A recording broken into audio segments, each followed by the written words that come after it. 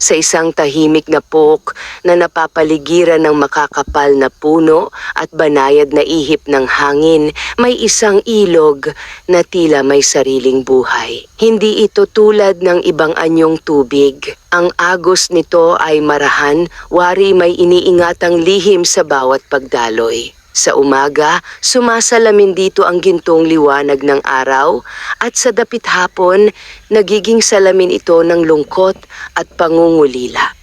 Sa tabi ng ilog na iyon, araw-araw ay may dalagang dumarating. Siya si Celia. Payat ang kanyang pangangatawan, ngunit may likas na ganda na hindi matutumbasan ng kahit anong alahas. Ang kanyang balat ay kayumanggi, hinubog ng araw at hangin. Ang kanyang mga mata ay malalim, tila may kinikimkim na kwento na hindi kailanman nais ibahagi sa mundo. At sa bawat paghampas ng kanyang mga kamay sa labada, may ritmo na tila may kasamang buntong hininga. Hindi lingid sa iba na si Celia ay isang ulila. Maaga niyang nawala ang kanyang mga magulang, iniwan siyang mag-isa upang harapin ang mundo. Sa murang edad, natutunan niyang magbanat ng buto, maglaba, magigib ng tubig, at magtinda sa maliit na palengke upang may maipangtawid sa araw-araw. Ngunit sa kabila ng kanyang sipag, hindi niya maitatago ang lungkot na tila laging nakasunod sa kanyang anino. Tuwing umaga, bitbit ang kanyang batya at sabon, dumadaan siya sa makitid na daan patungo sa ilog. Walang nag-aalok ng tulong, walang nag-aabang, ngunit hindi siya nagrereklamo. Dahil para kay Celia, ang ilog ang kanyang kanlungan. Doon niya naibubuhos ang lahat, ang pagod, ang lungkot, ang mga tanong na walang sagot. Sa bawat pagpisil ng damit, tila sinusubukan niyang pigain ang sakit sa kanyang puso. Ngunit hindi niya alam, hindi siya nag-iisa. Sa ilalim ng malamig na tubig ng ilog, may isang nilalang na matagal nang nagmamasid sa kanya. Isang taong ahas. Hindi ito pangkaraniwang hayop ni simpleng halimaw. Siya ay isang nilalang na may kakayahang mag-anyong tao at magbalik sa kanyang tunay na anyo. Isang ahas na may mga matang kumikislap sa kakaibang talino at damdamin. Ang kanyang pangalan ay Amaru. Matagal na siyang naninirahan sa kailaliman ng ilog, tahimik na nagbabantay sa lugar na iyon. Hindi siya nakikisalamuha sa tao, hindi siya nakikita. At higit sa lahat, hindi siya dapat umibig. Ngunit nagbago ang lahat nang makita niya si Celia. Sa unang araw pa lamang na nasilayan niya ang dalaga, may kakaibang damdaming umusbong sa kanyang dibdib. Isang bagay na hindi niya maipaliwanag. Hindi ito gutom, hindi ito galit, at lalong hindi ito takot. Ito ay paghanga at kalaunan naging pag-ibig. Sa bawat araw na dumarating si Celia sa ilog, palihim siyang sumisilip mula sa ilalim ng tubig. Pinagmamasdan niya ang bawat galaw nito, ang marahang paghagod ng buhok sa likod ng tainga, ang pagyuko habang naglalaba, ang tahimik na pagtingin sa malayo na tila may hinihintay na hindi dumarating. Hindi niya maintindihan kung bakit siya naaakit. Isang nilalang siya ng kadiliman at hiwaga. Si Celia naman ay tao, marupok, panandalian, at walang kaalam-alam sa mundong kanyang ginagalawan. Hindi sila dapat magtagpo. Ngunit sa puso ni Amaru, unti-unting nabubura ang hangganan ng tama at mali. Isang hapon, habang ang langit ay pinipintahan ng kulay kahel at lila, napansin niya ang kakaibang lungkot sa mukha ni Celia. Hindi ito tulad ng karaniwan, mas mabigat, mas malalim. Tahimik lamang itong nakaupo sa gilid ng ilog, hindi naglalaba. Nakatanaw sa agos, ngunit tila wala sa kasalukuyan ang kanyang isip. Doon, sa unang pagkakataon, naramdaman ni Amaru ang matinding pagnanais na lumapit, na magsalita, na tanungin kung bakit siya malungkot. Ngunit pinigilan niya ang sarili. Hindi maaari, bulong niya sa sarili habang nakalubog sa tubig. Alam niyang kapag nagpakita siya, maaaring magbago ang lahat. Maaaring matakot ang dalaga. Maaaring itaboy siya. O mas masahol pa, maaaring masira ang katahimikang matagal na niyang iniingatan. Ngunit habang pinagmamasdan niya si Celia na dahan-dahang pinupunasan ang luha sa kanyang pisngi, may kung anong nabasag sa loob niya. Isang bagay na hindi na niya kayang balewalain. Sa kauna-unahang pagkakataon sa mahabang panahon ng kanyang pag-iral, nakaramdam siya ng awa at higit pa roon ng matinding pagnanais na protektahan ng isang tao. Isang tao na hindi niya maaaring mahalin, ngunit minahal na niya. At sa paglubog ng araw habang ang ilog ay unti-unting nilalamon ng dilim, isang tahimik na pangako ang nabuo sa puso ng taong ahas. Kahit hindi siya makita, kahit hindi siya makilala, mananatili siya, magbabantay, at mamahalin si Celia mula sa anino ng tubig. Hindi pa niya alam na ang pag-ibig na iyon ay magdadala sa kanya sa landas na puno ng panganib, sakripisyo at mga lihim na matagal nang nakabaon sa ilalim ng ilog. Maagang maaga pa lamang ay nagising na si Celia. Ang malamlam na liwanag ng umaga ay dahan-dahang sumisilip sa kanyang maliit na tahanan, isang payak na kubo na tila kayang tangayin ng malakas na hangin. Ngunit sa kabila ng kahirapan, maayos niya itong pinananatili. Malinis ang sahig, maingat na nakatiklop ang kanyang mga damit, at sa isang sulok ay may maliit na altar na may kandilang halos maubos na. Tahimik siyang bumangon, hindi na kailangang paalalahanan ng sarili sa mga gawaing dapat gawin. Sanay na siya sa ganitong buhay, walang pahinga, walang inaasahan. Ngunit sa umagang iyon may kakaibang bigat ang kanyang dibdib. Hindi niya maipaliwanag kung bakit. Habang inaayos niya ang kanyang mga gamit sa paglalaba, napahinto siya saglit. Tumingin siya sa labas, sa direksyon ng ilog na tila may humihila sa kanya. Bakit parang bulong niya sa sarili, ngunit hindi niya tinapos ang iniisip. Ipinilig niya ang ulo at kinuha ang batya. Gaya ng nakasanayan, tahimik siyang naglakad patungo sa ilog. Ang hangin ay malamig at ang mga dahon ay marahang sumasayaw sa bawat ihip nito. Walang ibang tao sa paligid. Tanging ang huni ng mga ibon at ang mahina, ngunit malinaw na tunog ng umaagos na tubig ang maririnig. Pagdating niya sa ilog, agad siyang umupo sa paborito niyang pwesto. Isang patag na bato na bahagyang nakalubog sa tubig. Ngunit sa pagkakataong iyon, hindi siya agad nagsimulang maglaba. May kakaiba. Tila mas malamig ang tubig kaysa dati. At tila may nakatingin. Napayakap siya sa sarili, bahagyang kinabahan. Dahan-dahan niyang sinilip ang paligid, ang mga puno, ang mga bato, ang agos ng ilog. Walang tao, walang hayop. Ngunit ang pakiramdam ay hindi nawawala. Sa ilalim ng tubig, nakamasid si Amaru. Mas malapit siya ngayon kaysa dati.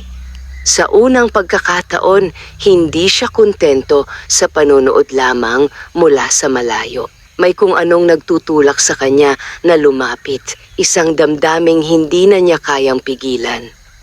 Pinagmamasdan niya si Celia habang ito'y tila may hinahanap, may nararamdaman. Ramdam niya, bulong niya sa sarili. At doon niya napagtanto, hindi lamang siya ang nagmamasid. May koneksyon na nabubuo. Isang tahimik, hindi maipaliwanag na ugnayan. Dahan-dahang umahon si Amaru, nananatiling nakatago sa likod ng malalaking bato sa gilid ng ilog. Sa anyong tao, maingat niyang inilapit ang sarili sa lugar kung saan naroon si Celia. Ang kanyang puso, kung maaari mang tawagin iyon, ay tila mabilis ang tibok. Hindi siya sanay sa ganitong pakiramdam. Hindi siya sanay na kinakabahan.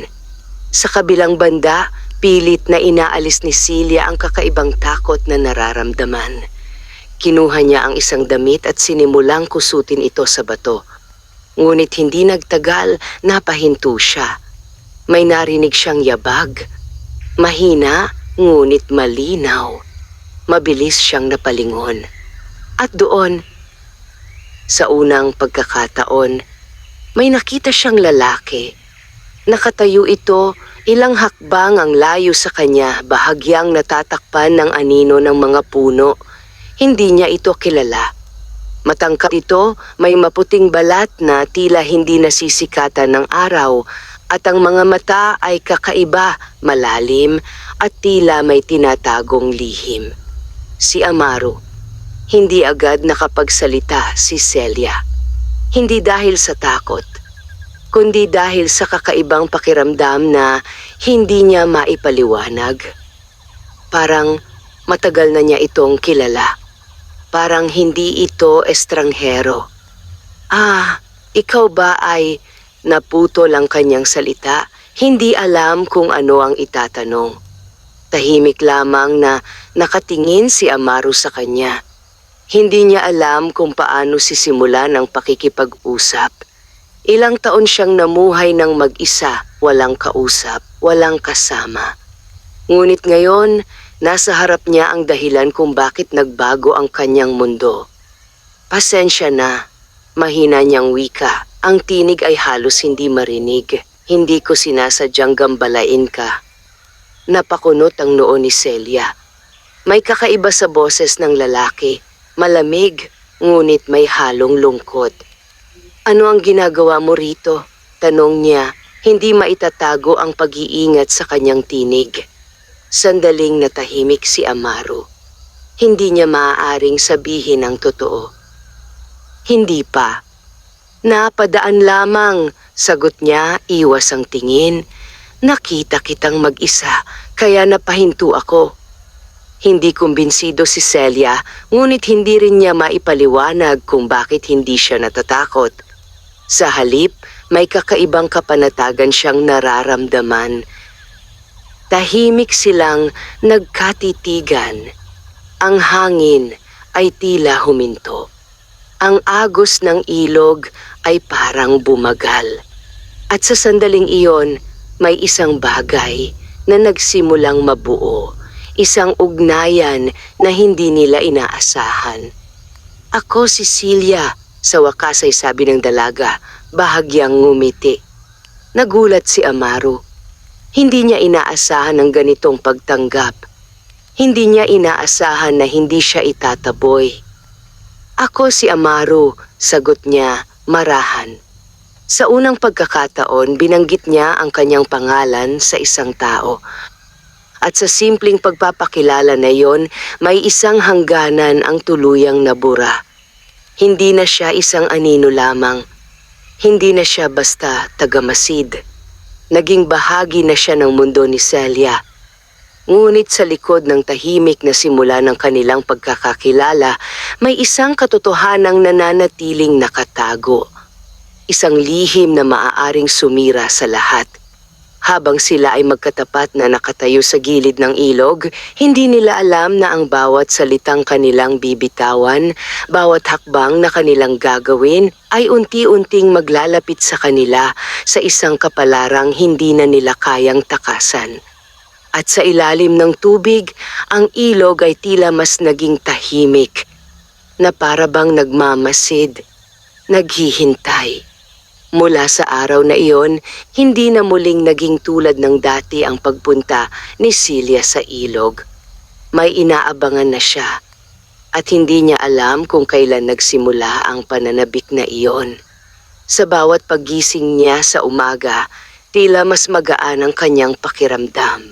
May kakaibang sigla sa kanyang mga kilos, isang bagay na matagal nang nawala sa kanya. Kahit ang simpleng paglalakad patungo sa ilog ay nagiging mas makahulugan. At sa bawat pagdating niya roon, naroon si Amaro. Hindi palaging nagsasalita. Hindi palaging lumalapit. Ngunit sapat na ang presensya nito upang baguhin ang takbo ng kanyang araw. Noong una, nag-iingat pa si Celia. Pinipili niya ang kanyang mga salita. Sinusukat ang kanyang mga tanong. Ngunit habang lumilipas ang mga araw, unti-unti niyang nakilala ang katahimikan ni Amaro. Hindi ito madaldal, ngunit marunong makinig.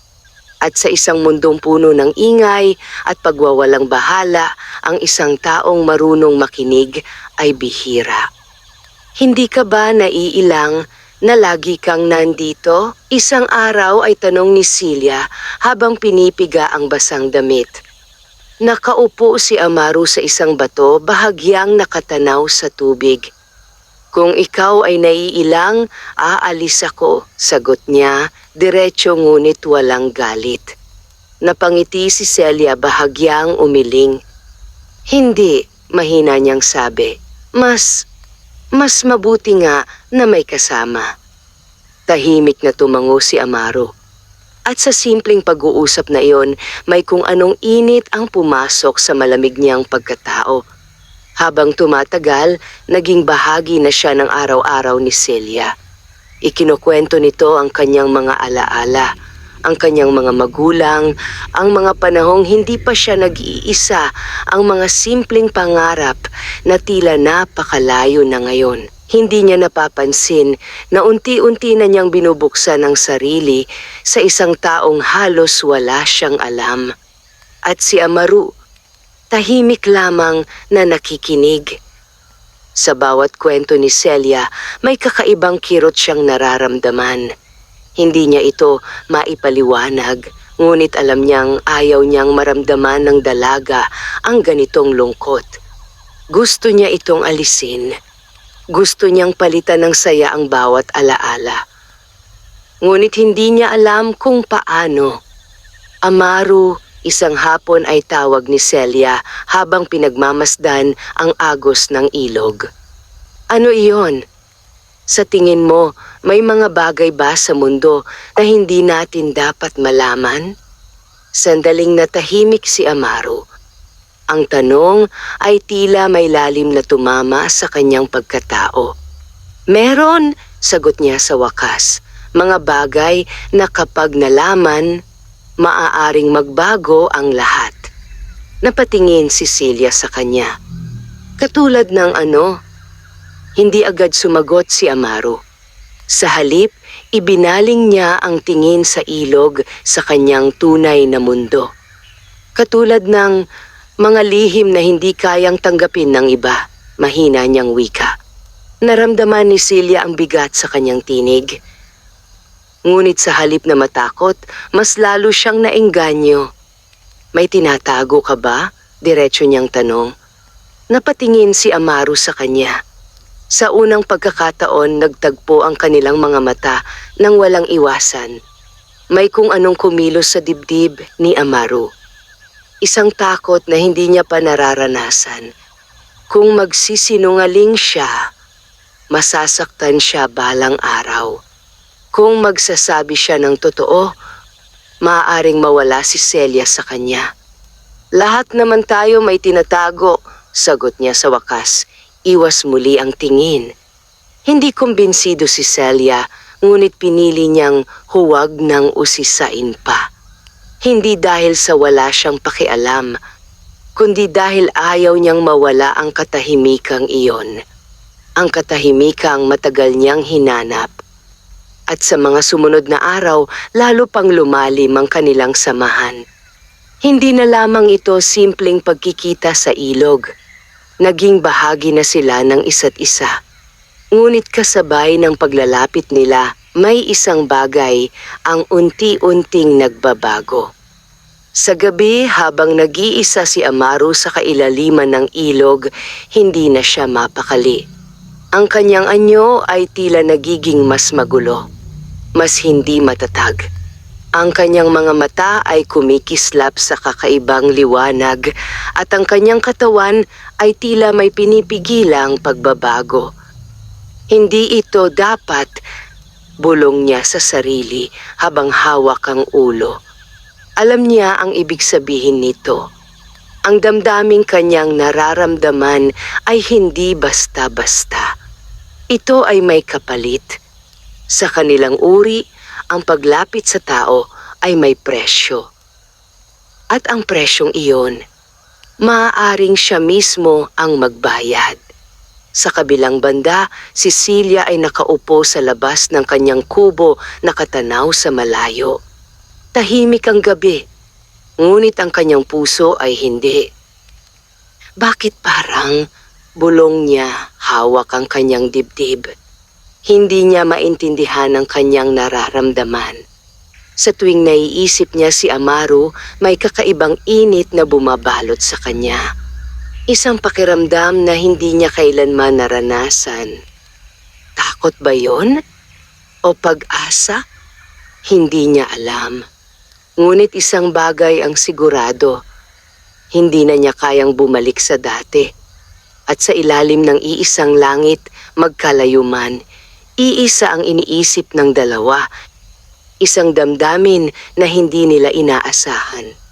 Isang pag-ibig na tahimik na lumalalim.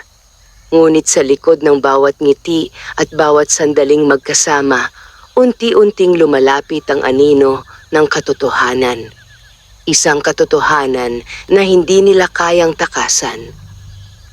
At kapag dumating ang araw na iyon, may isang puso ang tiyak na masisira. Habang lumilipas ang mga araw, lalong tumitibay ang ugnayan ni Celia at Amaru. Ang dating tahimik na ilog ay naging saksi sa kanilang mga pag-uusap, mga simpleng kwento, mga tanong na walang tiyak na sagot, at mga sandaling hindi kailangang punuin ng salita. Ngunit sa likod ng katahimikang iyon, may isang presensyang unti-unting gumigising. Hindi nila napapansin, ngunit may nagmamasid. Isang hapon, habang ang araw ay papalubog na, naroon si Celia sa kanyang karaniwang pwesto. Nakababad ang kanyang mga paa sa malamig na tubig habang ang kanyang mga kamay ay abala sa paglalaba. Si Amaru ay nasa di kalayuan, tahimik na pinagmamasdan siya. Parang mas tahimik ka ngayon, puna ni Celia, hindi man lang lumilingon. Napalingon si Amaru, bahagyang nagulat. Napansin mo?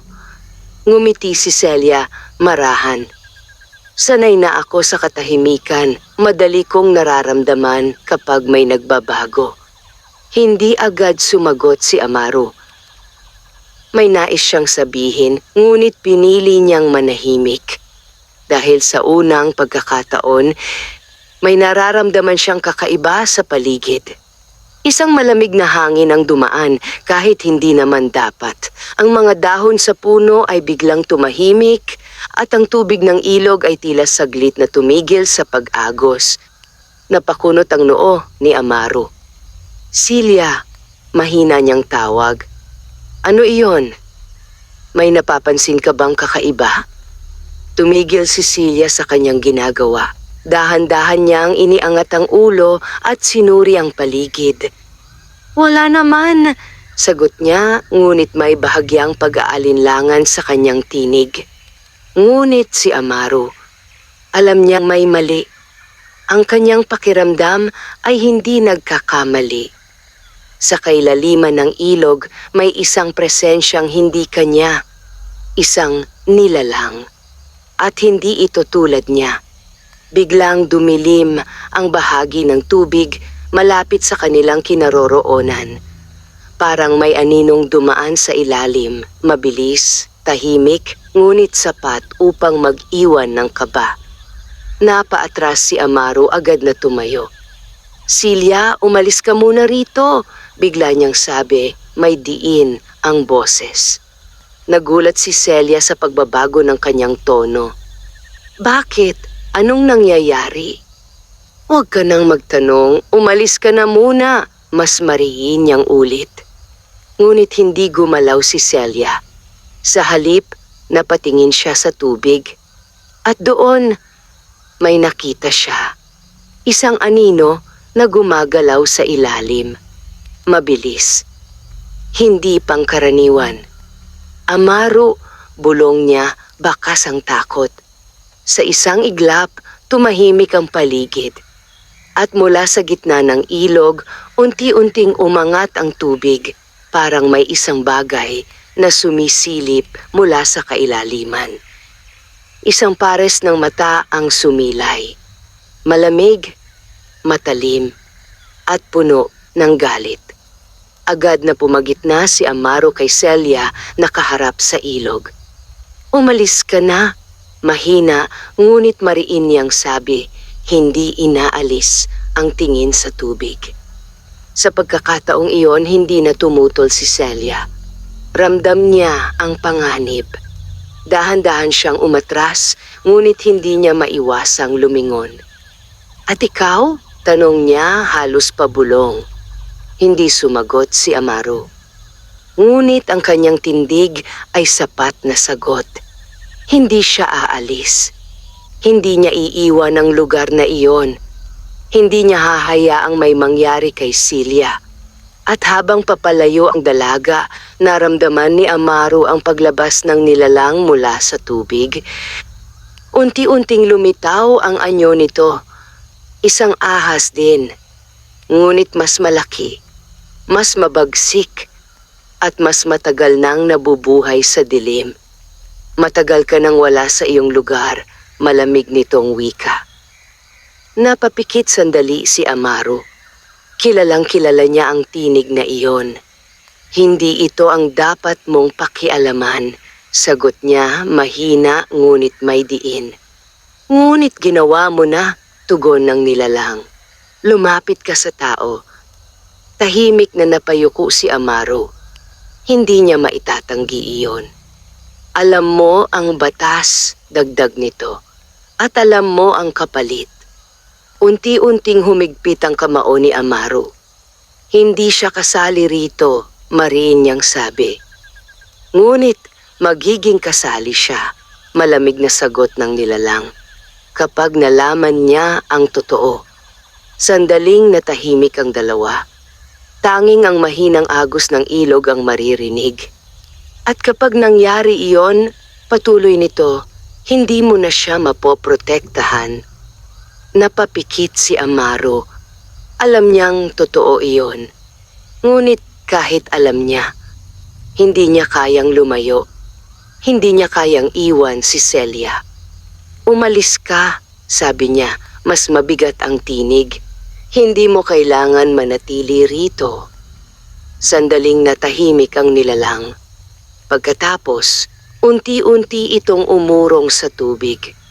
Ngunit bago ito tuluyang mawala, may iniwan itong salita. Hindi mo kayang takasan ang iyong likas na pagkatao. At sa isang iglap, nawala ito sa kailaliman. Muling natahimik ang ilog, ngunit hindi na tulad ng dati. Sa gilid ng tubig, nakatayo si Amaro, mag-isa, tahimik at puno ng iniisip. Sa kabilang banda, si Celia ay patuloy sa paglalakad palayo, hawak ang kanyang dibdib. Hindi niya maintindihan ang kanyang nakita. Hindi niya maintindihan ang kanyang naramdaman. Ngunit isang bagay ang malinaw. May lihim si Amaro. At ang lihim na yon ay unti-unti nang lumalapit sa kanya. At sa sandaling mabunyag ito, maaaring hindi na siya makabalik sa dati. Magdamag na hindi nakatulog si Celia. Paulit-ulit na bumabalik sa kanyang isipan ang nangyari sa ilog, ang aninong gumalaw sa ilalim ng tubig, ang malamig na titig na tila may galit, at higit sa lahat, ang kakaibang pagbabago sa kilos ni Amaro. Hindi niya iyon makalimutan. Hindi iyon pangkaraniwan. At ang pinakamasakit sa lahat, Pakiramdam niya ay may itinatago sa kanya si Amaru. Napaupo siya sa gilid ng kanyang higaan, hawak ang kanyang dibdib, mabigat ang kanyang paghinga, tila ba may hinahanap ang kanyang puso na hindi niya maipaliwanag. Bakit parang natatakot ako? Bulong niya sa sarili. Ngunit hindi lamang takot ang kanyang nararamdaman. May halo itong lungkot at pangungulila na para bang unti-unti nang lumalayo sa kanya ang isang bagay na hindi pa niya lubos na nauunawaan. Pagsikat ng araw, kahit pagod at puyat, kinuha pa rin niya ang kanyang batya. Hindi niya kayang hindi pumunta sa ilog. Dahil doon, maaaring makuha niya ang mga sagot. Habang naglalakad siya sa makitid na daan, mas mabagal ang kanyang hakbang kaysa dati. Wala ang dating sigla. Sa bawat yapak, may kasamang pag-aalinlangan. Pagdating niya sa ilog, agad niyang hinanap si Amaru. Ngunit, wala ito. Tahimik ang paligid. Ang tubig ay payapang dumadaloy na para bang walang nangyaring kakaiba noong nakaraang araw. Ngunit alam niyang hindi iyon totoo. Amaru, mahina niyang tawag. Walang sumagot. Lumipas ang ilang sandali, umupo siya sa bato at nagsimulang maglaba, ngunit hindi siya mapakali. Paulit-ulit siyang lumilingon, umaasang bigla na lamang lilitaw ang lalaki. Ngunit hindi ito dumating. At sa bawat minutong lumilipas, mas lalong sumisikip ang kanyang dibdib. Bakit ka hindi pumunta? Bulong niya, halos hindi marinig. Hindi niya alam kung bakit siya nasasaktan. Hindi niya alam kung bakit ganito kalalim ang epekto ng pagkawala ni Amaru kahit isang araw lamang. Ngunit iyon ang katotohanan. Nasasanay na siya. At ngayon, hinahanap na niya ito. Sa kabilang banda, sa kailaliman ng ilog, naroon si Amaru. Nakaupo sa isang madilim na bahagi ng tubig, tahimik at hindi gumagalaw. Ang kanyang anyo ay bahagyang nag-iiba. Ang kanyang balat ay tila kumikislap sa malamlam na liwanag at ang kanyang mga mata ay mas matalim kaysa dati. Pinipigilan niya ang sarili. Pinipilit niyang huwag umahon. Pinipilit niyang lumayo. Mas mabuti na ito, bulong niya sa sarili. Kung lalayo siya, hindi masasaktan si Celia. Kung iiwas siya, hindi ito madadamay sa mundong hindi nito dapat pasukin. Ngunit sa kabila ng kanyang desisyon, naririnig niya ang mahinang tinig, ang pagtawag ni Celia. At bawat tawag nito ay parang kutsilyong dahan-dahang tumatama sa kanyang puso. Napapikit siya, mariing kinuyom ang kanyang kamao. Huwag, bulong niya tila sa sarili lamang. Ngunit hindi niya kayang pigilan. Sa huli, dahan-dahan siyang umahon. Tahimik, maingat, at nang makita niya si Celia, nakatungo ito, tahimik na naglalaba, ngunit halata ang lungkot sa kanyang kilos. May kung anong nabasag sa loob ni Amaru. Celia, mahina niyang tawag. Agad na napaangat ang ulo ng dalaga. At nang makita siya, may kung anong liwanag ang bumalik sa kanyang mga mata. Amaru, hindi niya napigilan ang sarili. Agad siyang tumayo. Bakit ka hindi dumating kahapon? Diretso niyang tanong, bakas ang hinanakit. Napahinto si Amaru. Hindi niya inaasahan ang tanong. Hindi niya inaasahan ang sakit sa tinig ni Celia. May kailangan lang akong ayusin, sagot niya, iwas ang tingin. Ngunit hindi sapat iyon. Hindi ka nagsasabi ng totoo, mahina, ngunit matatag na sabi ni Celia. Tahimik si Amaru. May nangyari kahapon, dagdag niya. At alam kong may kinalaman ka roon. Unti-unting napatingin si Amaru sa kanya. Sa pagkakataong iyon, hindi na niya kayang umiwas. May determinasyon sa mga mata ni Celia. Isang tapang na hindi niya inaasahan. Celia, mahina niyang wika. May mga bagay na hindi mo dapat malaman. Bakit? Agad na sagot ng dalaga. Hindi ba ako pwedeng magtiwala? Parang tumigil ang mundo sa pagitan nila. Ang simpleng tanong ay may dalang bigat na hindi kayang takasan. Hindi siya pwedeng magsinungaling. Ngunit hindi rin siya pwedeng magsabi ng totoo. At kung ang katotohanan ay makakasakit sa'yo? Tanong ni Amaro. Napalunok si Celia. Ngunit hindi siya umatras.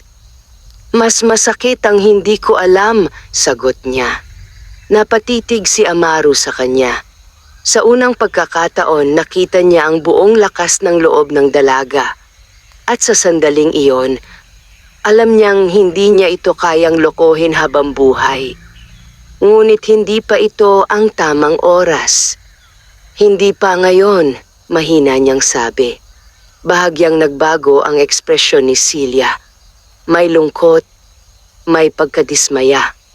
Ngunit higit sa lahat, may sugat.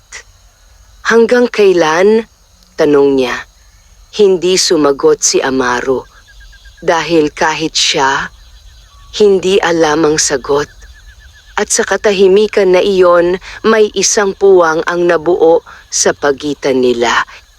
Isang puwang na dati ay wala. At habang nakatayo sila sa gilid ng ilog, parehong tahimik, parehong nag-iisip. Unti-unting lumalalim ang sugat na dulot ng mga lihim. Mga lihim na hindi kayang itago magpakailanman. At kapag dumating ang araw na mabunyag ang lahat, maaaring hindi na sapat ang pag-ibig upang buuin muli ang nasira. Mula sa araw na yon, may nagbago sa pagitan nina Celia at Amaro. Hindi man nila ito tuwirang binanggit, pareho nilang naramdaman ang bigat na unti-unting bumabalot sa kanilang samahan. Ang dating magaan na pag-uusap ay napalitan ng mga katahimikang puno ng tanong. Ang mga ngiti ay naging pilit at ang bawat titig ay tila naghahanap ng kasagutan na wala pang handang ibigay. Dumating muli si Celia sa ilog kinabukasan. Gaya ng dati, dala ang kanyang batya, ngunit hindi na tulad ng dati ang kanyang hakbang. May pag-aalinlangan na sa bawat lakad. May pag-iingat na sa bawat paghinga. Pagdating niya naroon na si Amaro. Tahimik, nakaupo sa bato, nakatingin sa agos ng tubig. Ngunit hindi niya ito agad nilapitan. Sa halip, nanatili siyang nakatayo sandali. Pinagmamasdan ng lalaki, parang sinusubukang kilalanin ito mula sa simula. Sino ka ba talaga? Bulong niya, halos hindi marinig. Napalingon si Amaro. Narinig niya yon. At sa simpleng tanong na yon, muling bumigat ang kanyang dibdib. Celia, tawag niya, marahan. Dahan-dahang lumapit ang dalaga, ngunit may distansyang hindi niya sinasadyang ilagay sa pagitan nila. Umupo siya sa kanyang pwesto, ngunit hindi siya agad nagsalita. Tahimik siyang nagsimulang maglaba. Ang bawat hampas ng damit sa bato ay mas malakas kaysa dati. Mas mabigat. Mas may galit. At napansin iyon ni Amaro. Galit ka ba sa akin? Tanong niya, hindi na nagpaligoy-ligoy. Tumigil si Celia. Hindi siya agad sumagot. Sa halip, tumingin siya sa tubig, sa sariling refleksyon na tila hindi niya makilala. Hindi, sagot niya sa wakas. Nalilito lang ako. Napapikit si Amaro. Mas masakit iyon kaysa sa galit. Hindi kita maintindihan, patuloy ni Celia. Parang may bahagi sa'yo na ayaw mong ipakita. Hindi siya tumingin kay Amaro habang sinasabi iyon. Dahil natatakot siyang makita ang sagot sa mga mata nito. At natatakot siyang baka tama siya.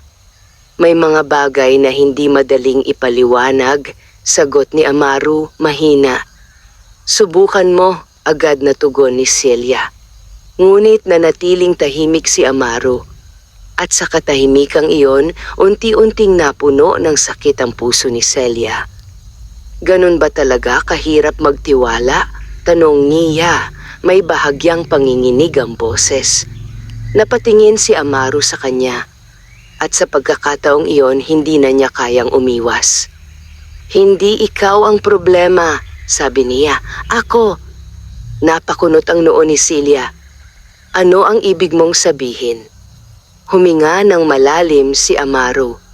At sa unang pagkakataon, pinili niyang magsabi ng katotohanan. Hindi lahat, pero sapat upang magsimula.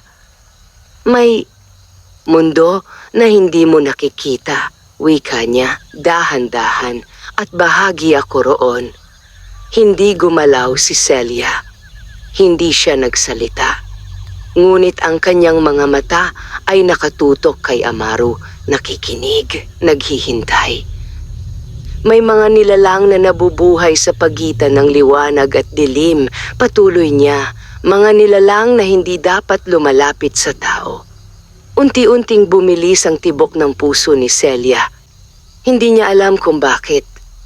Ngunit may kung anong takot ang unti-unting sumisibol sa kanyang dibdib. At isa ako sa kanila. Tumahimik ang paligid. Ang hangin ay tila huminto. Ang ilog ay parang nakikinig. At bakit mo ako nilapitan? Tanong ni Celia, halos pabulong. May sakit sa kanyang tinig. May pangamba. At bakit mo ako hinayaang masanay sa'yo? Napayuko si Amaru. Dahil iyon ang tanong na matagal na niyang iniiwasan. Dahil hindi ko napigilan, sagot niya, tapat. Napapikit si Celia. At sa sandaling yon, may luhang dahan-dahang tumulo sa kanyang pisngi. Hindi mo man lang sinabi agad, mahina niyang wika. Natakot ako, sagot ni Amaru. Sa akin? Agad niyang tanong. Sa mawawala, tugon niya. Napatingin si Celia sa kanya. At doon niya nakita. Hindi kasinungalingan ang naroon, kundi takot at pag-ibig. Ngunit sa kabila nito, hindi nawawala ang pangamba sa kanyang puso. Kung ganon, dahan-dahan niyang sabi, ano ka? Tumahimik si Amaru. Ang tanong ay simple. Ngunit ang sagot ay magbabago ng lahat. Unti-unti niyang itinaas ang kanyang tingin. At sa pagkakataong iyon, hindi na siya umiwas. Hindi ka matatakot? Tanong niya muna. Sandaling nag-isip si Celia. May kaba, may alinlangan, ngunit may tiwala rin. Hindi ko alam, sagot niya, tapat. Pero gusto kong malaman. At sa sandaling iyon, alam ni Amaru na hindi na siya makakatakas. Dahan-dahan siyang tumayo. Umatras ng ilang hakbang palapit sa tubig. At habang nakatingin si Celia, unti-unting nagbago ang kanyang anyo. Ang kanyang mga mata ay kumislap. Ang kanyang balat ay tila nagkaroon ng kakaibang kinang. At sa isang iglap, nawala ang anyo niyang tao. At ang pumalit, isang malaking ahas. Tahimik, makapangyarihan. At hindi pangkaraniwan. Napaatras si Celia. Napahawak sa kanyang dibdib. Ang kanyang paghinga ay bumilis. Ang kanyang mga mata ay hindi makapaniwala sa kanyang nakikita. Amaru, bulong niya, nanginginig. Unti-unting bumalik si Amaru sa anyong tao. Hindi siya lumapit. Hindi siya nagsalita. Naghintay lamang siya sa magiging reaksyon ni Celia. At sa katahimikang iyon, ang kanilang mundo ay tuluyang nagbago. Dahil sa wakas, wala nang lihim. Ngunit kasabay ng katotohanan iyon, ang takot ay nagsimulang pumasok. At ang tanong, matatanggap ba ni Celia ang isang nilalang na hindi niya lubos na nauunawaan? O dito na magtatapos ang lahat? Matagal na hindi gumalaw si Celia. Nakatayo lamang siya sa gilid ng ilog, nanginginig ang kanyang mga kamay, habang ang kanyang mga mata ay nakapako kay Amaru o sa nilalang na ngayon ay alam na niyang hindi tulad ng ibang tao. Ang katahimikan ay naging mabigat. Hindi ito tulad ng dati nilang katahimikan na puno ng kapanatagan. Ito ay tahimik na puno ng takot, pagkalito at mga damdaming hindi maipaliwanag. Isa kang hindi niya natuloy ang kanyang sasabihin. Hindi niya kayang banggitin. Hindi niya kayang tanggapin agad. Napayuko si Amaru. Hindi siya lumapit. Hindi siya nagsalita. Hinayaan niyang ang sandali ang magdikta kung ano ang mangyayari sa pagitan nila. Bakit? Sa wakas ay nasambit ni Celia, mahina ngunit puno ng sakit. Bakit hindi ko sinabi agad? Umangat ang tingin ni Amaru, ngunit hindi siya sumagot kaagad. Dahil alam ko kung anong mangyayari, sagot niya sa huli. Ganito. Napapikit si Celia. May katotohanan sa sinabi niya. Ngunit hindi nito binawasan ang sakit. Hindi kita niloko, dagdag ni Amaru. Hindi ko lang kayang sabihin ang lahat noon. Pareho lang iyon, tugon ni Celia, bahagyang tumindi ang boses. May itinago ka pa rin. Tumahimik muli ang paligid. Ang hangin ay tila dumaan sa pagitan nila, malamig at mabigat. Natakot ako, mahina niyang sabi. Sa akin, tanong ni Celia, may halong pait. Sa pagkawala mo, sagot niya, diretso. Napatingin si Celia sa kanya, at sa sandaling iyon, nakita niya ang katapatan sa mga mata ni Amaru. Hindi ito kasinungalingan. Hindi ito panlilinlang, kundi isang takot na hindi niya inaasahan mula sa isang nilalang na tila walang kahinaan. Ngunit kahit ganoon, hindi pa rin nawawala ang takot sa kanyang dibdib. Hindi ko alam kung ano ang dapat kong maramdaman, sabi ni Celia, halos pabulong. Takot ako, pero hindi ko rin kayang lumayo. Unti-unting napatingin si Amaru sa kanya. May pag-asa sa kanyang mga mata. Hindi mo kailangang pilitin ang sarili mo, sabi niya. Kung gusto mong lumayo, tatanggapin ko. Masakit ang bawat salitang iyon. Ngunit kailangan niyang sabihin. Dahil iyon ang tama. Ngunit si Celia, hindi gumalaw. Hindi siya umalis. Sa halip, humakbang siya. Isang maliit ngunit mahalagang hakbang palapit kay Amaru. Nagulat si Amaru. Hindi ko maintindihan ang lahat, sabi ni Celia. Hindi ko alam kung paano tatanggapin ang mundong pinanggalingan mo. Huminga siya ng malalim. Pero ang alam ko, patuloy niya, ikaw ang taong nakilala ko. Tahimik na napapikit si Amaru. Hindi mo ako sinaktan, dagdag niya. Hindi mo ako niloko, tinulungan mo ako, pinakinggan mo ako, at hindi mo ako iniwan. Unti-unting bumagal ang tibok ng puso ni Amaru. Kung ikaw man ay hindi tulad ng iba, sabi ni Celia, hindi ibig sabihin na masama ka. Sa unang pagkakataon mula nang mabunyag ang katotohanan, may liwanag na muling sumilay sa pagitan nila, ngunit hindi pa rin ito ganap na kapanatagan. Dahil may natitirang takot at may mga tanong na hindi pa nasasagot. Pero huminto si Celia, at sa isang salitang iyon, muling bumigat ang hangin. Napatingin si Amaru sa kanya. Pero ano? Napayuko si Celia. Hindi ko alam kung kaya ko, mahina niyang sabi. Kung kaya kong tanggapin ang lahat. Tahimik si Amaro. Hindi siya nagulat. Dahil iyon ang inaasahan niya. At hindi kita pipilitin, sagot niya. May sakit sa kanyang tinig. Ngunit may pag-unawa. Kung kailangan mo ng panahon, ibibigay ko, dagdag niya. Napatingin si Celia sa kanya. At sa pagkakataong iyon, nakita niya ang isang bagay na hindi niya inaasahan. Hindi takot, hindi galit, kundi sakripisyo. At doon niya napagtanto.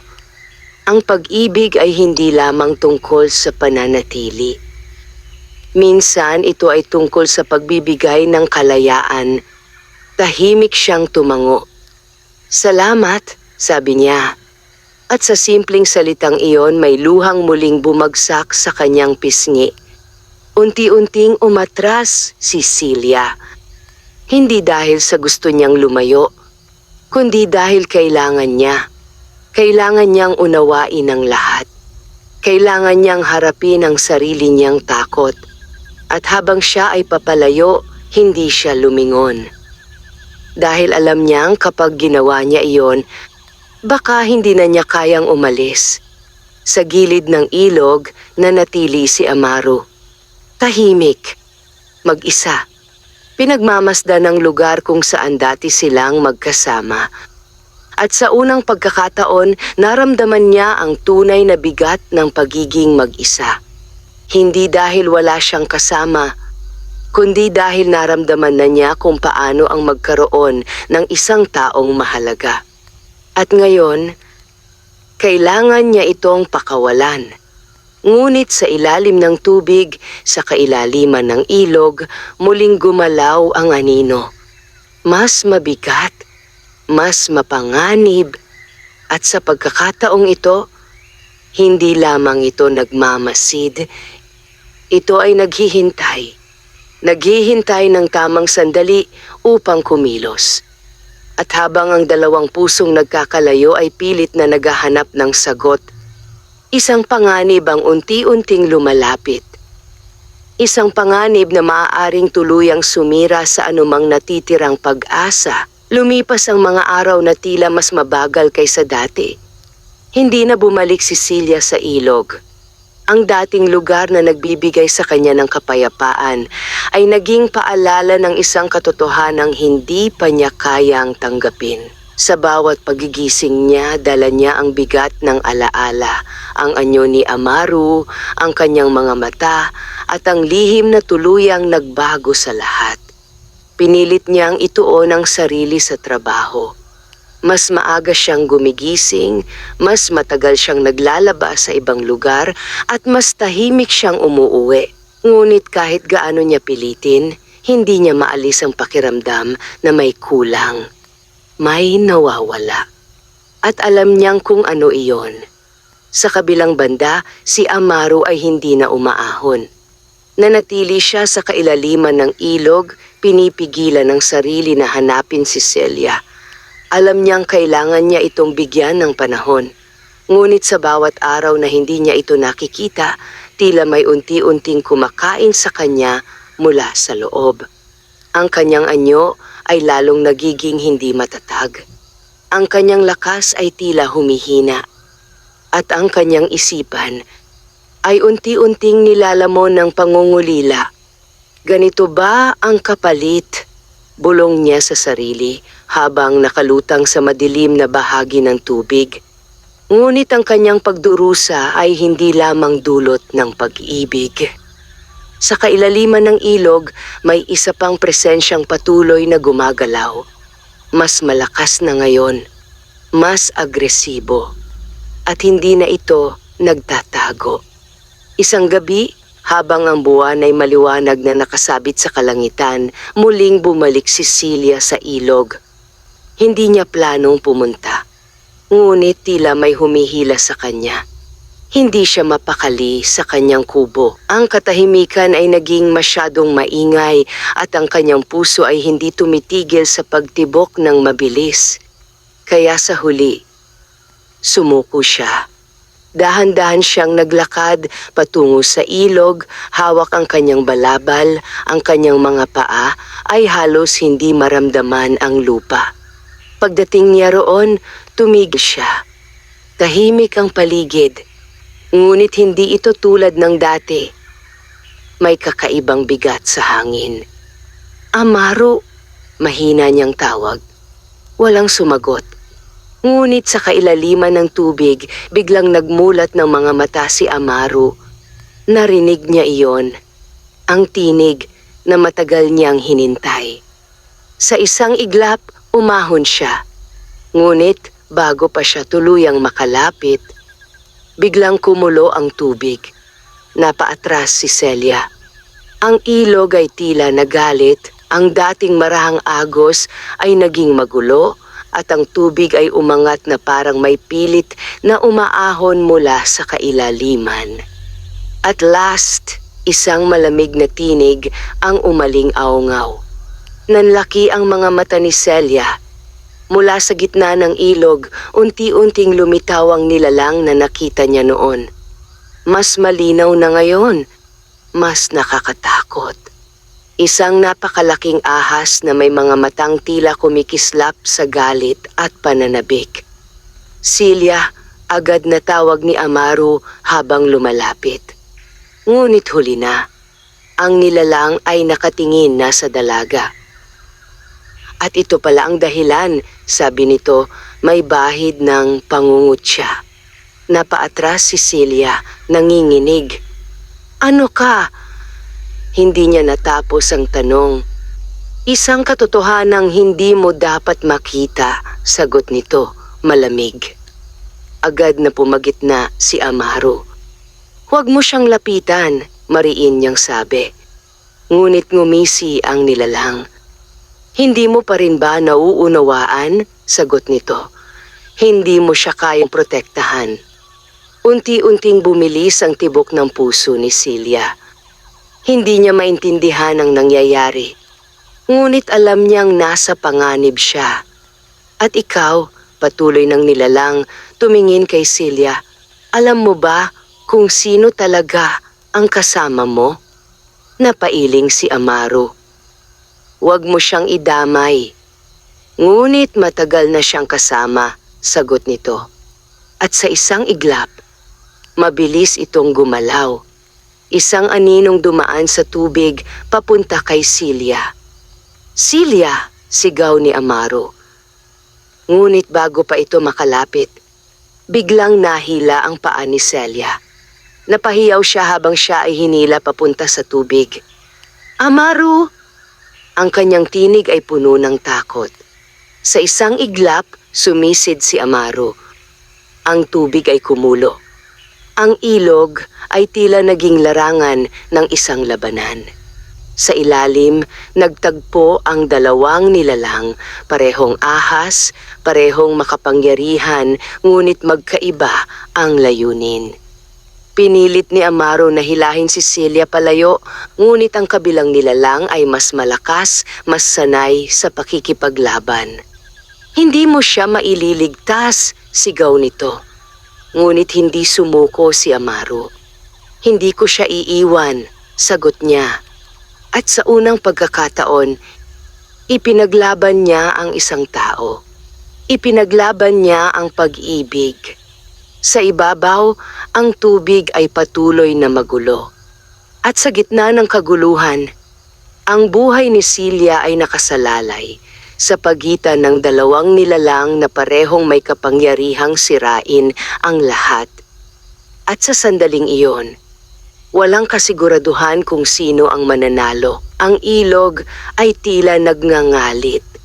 Ang dati payapang agos ay naging mabagsik at walang habas, na para ba may digmaang nagaganap sa kailaliman nito. Ang tubig ay patuloy sa pag-alon, sumasalpok sa mga bato at tila walang balak huminahon. Sa ilalim nito, isang laban na hindi dapat mangyari ang nagaganap. Mahigpit na hawak ni Amaru si Celia, pilit siyang inilalayo mula sa mahahabang katawan ng nilalang na patuloy na sumusugod sa kanila. Ngunit sa bawat pag-iwas niya, mas lalo itong nagiging agresibo. "Bitawan mo siya!" Sigaw ng nilalang, ang tinig ay umalingaw-ngaw sa kailaliman. "Hinding-hindi," mariing tugon ni Amaru. Ngunit sa kabila ng kanyang determinasyon, ramdam niya ang unti-unting panghihina ng kanyang lakas. Hindi siya sanay sa ganitong uri ng laban. Hindi siya nilikhang manakit. Ngunit napipilitan siya ngayon. Sa kanyang bisig, halos mawalan ng malay si Celia. Pilit niyang ipinipikit ang kanyang mga mata, ngunit ang lamig ng tubig at ang bigat ng sitwasyon ay unti-unting kumakain sa kanyang lakas. "Amaru," mahina niyang bulong, halos hindi marinig. Napatingin si Amaru sa kanya, at sa sandaling iyon, may kung anong bumagsak sa kanyang puso. Hindi niya kayang makita si Celia sa ganitong kalagayan. Hindi niya kayang mawala ito. "Tiisin mo, ilalayo kita," sabi niya, pilit pinapalakas ang sarili. Ngunit hindi pa man siya nakakalayo. Biglang umatake muli ang nilalang. Mabilis, mabagsik. At sa pagkakataong iyon, hindi na niya ito naagapan. Tinamaan si Amaru. Isang malakas na hampas ang tumama sa kanyang katawan, dahilan upang mapakawala niya si Celia. "Hindi!" sigaw niya. Sa isang iglap, nahila si Celia palayo sa kanya. Papunta sa dilim. Papunta sa nilalang. "Amaru!" sigaw ni Celia, puno ng takot. At sa sandaling iyon, may desisyong kailangang gawin. Kung ililigtas niya si Celia, maaaring hindi na siya makabalik. Kung lalaban siya, maaaring pareho silang mawala. Ngunit wala siyang pag-aalinlangan. Sa kaibuturan ng kanyang pagkatao, iisa lamang ang pipiliin niya, si Celia. Mabilis siyang sumugod, hindi na iniisip ang sarili. Ang kanyang anyo ay tuluyang nagbago, mas malaki, mas maliwanag at mas makapangyarihan kaysa dati. Sa unang pagkakataon, ginamit niya ang buong lakas ng kanyang pagkatao. Sumalpok siya sa nilalang, pinilit itong ilayo kay Celia. Umalingaw-ngaw ang banggaan ng kanilang mga katawan sa ilalim ng tubig at ang ilog ay lalong nagulo. "Hindi mo siya kukunin!" sigaw ni Amaru. Ngunit ngumisi ang nilalang. "At anong kapalit?" tanong nito. Hindi sumagot si Amaru. Dahil alam na niya ang sagot, isang huling pagtingin kay Celia. At nakita niya ang takot sa mga mata nito. Ngunit sa likod ng takot, may tiwala. At iyon ang sapat. Sa isang iglap, ibinuhos ni Amaru ang lahat ng kanyang lakas. Isang liwanag ang sumabog sa kailaliman ng ilog. Isang enerhiya na hindi pa niya kailanman ginamit. At sa lakas na iyon, napaatras ang nilalang, napilitang bumitaw, napilitang umurong. Ngunit kasabay nito, nararamdaman ni Amaru ang unti-unting pagkapunit ng kanyang sarili. Parang may kumukuha sa kanyang lakas. Parang may nag-aalis sa kanya sa mundong ito. "Amaru," mahina ang tinig ni Celia habang siya ay muling nahila palapit sa kanya. Ngunit hindi na siya makasagot. Dahan-dahan, itinulak niya si Celia paitaas, patungo sa hangin, patungo sa kaligtasan. "At ikaw," pilit na sabi ni Celia. Ngunit ngumiti lamang si Amaru. Isang ngiti na puno ng pagod. Ngunit may kapayapaan. "Huminga ka." Iyon na lamang ang nasabi niya. At sa isang huling galaw, itinulak niya si Celia palabas ng tubig. Sa ibabaw, Bumagsak si Celia sa gilid ng ilog, hingal na hingal, nanginginig at halos hindi makagalaw. "Amaru!" sigaw niya, pilit bumangon. Ngunit ang tubig ay biglang tumahimik. Walang bakas ng laban, walang bakas ng nilalang, walang bakas ni Amaru. Parang walang nangyari. Ngunit alam ni Celia, hindi iyon totoo. Amaru, mahina niyang tawag, puno ng takot at pag-asa. Ngunit walang sumagot. Tanging ang malamig na hangin at ang tahimik na ilog ang naroon. At sa sandaling iyon, may isang bagay ang tuluyang nawala. Isang presensya na dati ay laging nandyan. Isang nilalang na nagbigay kulay sa kanyang mundo. At ngayon, wala na. Napaupo si Celia sa gilid ng ilog, yakap ang sarili habang ang luha ay tuluyang bumagsak. Hindi niya alam kung buhay pa si Amaru. Hindi niya alam kung babalik pa ito. Ngunit isang bagay ang malinaw. May isinakripisyo ito para sa kanya. At ang sakripisyong iyon, maaaring hindi na niya kailan masuklian. Sa ilalim ng tahimik na tubig, ang ilog ay muling naging payapa. Ngunit sa kailaliman nito, may isang lihim na tuluyang nagbago ng kapalaran ng dalawang pusong nagtagpo. At sa pagtatapos ng gabing iyon, may isang pag-ibig ang naiwan sa pagitan ng buhay at pagkawala. Magdamag na nanatili si Celia sa gilid ng ilog. Hindi niya alintana ang lamig ng hangin o ang panghihina ng kanyang katawan. Ang kanyang mga mata ay nakatuon lamang sa tubig. Umaasang sa bawat pag-agos nito ay muling lilitaw si Amaru. Ngunit nanatiling tahimik ang ilog. Walang bakas. Walang sagot. At sa bawat minutong lumilipas, unti-unting lumulubog ang pag-asa sa kanyang dibdib. "Bumalik ka?" Mahina niyang bulong, nanginginig ang tinig. "Pakiusap?" Ngunit ang kanyang tinig ay tinangay lamang ng hangin. Sa unang pagkakataon mula nang mawala ang kanyang mga magulang, muling naramdaman ni Celia ang ganitong uri ng pangungulila. Mas mabigat, mas masakit, at mas malalim. Dahil sa pagkakataong ito, may minahal siya at maaaring tuluyan na niya itong nawala. Unti-unting sumikat ang araw. Ang unang liwanag ng umaga ay dahan-dahang tumama sa ibabaw ng ilog, nagbibigay ng panibagong anyo sa tahimik nitong agos. Ngunit para kay Celia, walang nabago. Ang sakit ay nananatili at ang kawalan ay mas lalong lumalim. Pagod at nangihina, dahan-dahan siyang tumayo. Ngunit bago pa siya tuluyang makalayo, may kakaibang nangyari.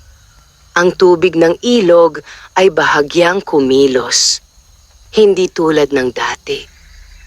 Hindi magulo, kundi marahan. Parang may dahan-dahang umaahon. Napahinto si Celia. Ang kanyang puso ay biglang bumilis. "Amaru?" Bulong niya, halos hindi humihinga. Unti-unting bumuka ang tubig. At mula rito, may isang anyo na lumitaw. Hindi na ito ang makapangyarihang nilalang na nakita niya noon. Hindi na rin ito ang misteryosong lalaki na unang nakilala niya. Kundi isang taong tila nanghihina, sugatan at halos mawalan ng lakas. Si Amaru. "Celia," mahina niyang tawag. Sa isang iglap, napaluhod si Celia sa gilid ng ilog. "Amaru!" sigaw niya, halo ang tuwa at pag-aalala. Agad niya itong inalalayan, pinilit hilahin palabas ng tubig.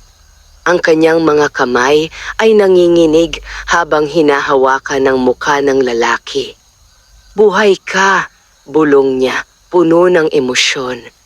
Ngumiti si Amaru, ngunit halata ang pagod sa kanyang mga mata. "Hindi kita iniwan," sagot niya. At sa simpleng pangungusap na iyon, may kung anong nabasag sa loob ni Celia. Hindi sakit, kundi ang pader na matagal niyang pinipilit itayo. Yumakap siya kay Amaru. Mahigpit, parang ayaw na niya itong pakawalan muli. Akala ko, nawala ka na, umiiyak niyang sabi. Halos, mahina niyang sagot. Bahagyang napaatras si Celia, pinunasa ng kanyang mga luha. Ano ang nangyari? Tanong niya. Napatingin si Amaru sa ilog. Tahimik ito. Walang bakas ng nilalang na kanilang hinarap. Umalis na siya, sagot niya. Ngunit hindi iyon ang mahalaga. Napatingin si Celia sa kanya. Ang mahalaga, ligtas ka.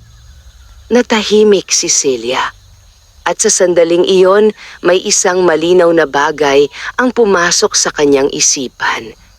Ang lalaking nasa harap niya ay hindi lamang isang nilalang, hindi lamang isang misteryo, kundi isang taong handang isakripisyo ang lahat para sa kanya. At ikaw, mahina niyang tanong, anong kapalit ang binayaran mo? Hindi agad sumagot si Amaru. Ngunit ang kanyang katahimikan ay sapat na. Hindi na ako tulad ng dati, sa wakas, ay sabi niya. Napakunot ang noo ni Celia. Ano ang ibig mong sabihin? Huminga ng malalim si Amaru. At sa paglipas ng panahon, maaaring mawala ang kakayahan kong bumalik sa dati kong anyo. Nanlaki ang mga mata ni Celia. Dahil sa akin, hindi siya sumagot. Ngunit hindi na kailangan. Napapikit si Celia. At sa pagkakataong iyon, hindi na siya natakot. Sa halip, dahan-dahan niyang hinawakan ang kamay ni Amaru. Kung iyon ang kapalit, sabi niya, marahan, hindi ka nag-iisa. Napatingin si Amaru sa kanya. May pagtataka, may pag-asa. At kung hindi ka na makabalik sa dati mong mundo, dagdag niya, may lugar ka pa rin dito. Sa tabi ko. Tahimik na napangiti si Amaru. Isang ngiti na hindi niya akalaing mararanasan niya. Hindi bilang isang nilalang ng dilim, kundi bilang isang taong natutong magmahal. At sa gilid ng ilog kung saan nagsimula ang lahat, dalawang pusong magkaiba ang pinagmula ng muling nagtagpo. Hindi perpekto, hindi madali, ngunit totoo. At sa kabila ng mga lihim, takot at sakripisyo, may isang bagay na nanatili. Isang pag-ibig na hindi kayang lunurin ng ilog, hindi kayang wasakin ng dilim, at hindi kailanman mawawala.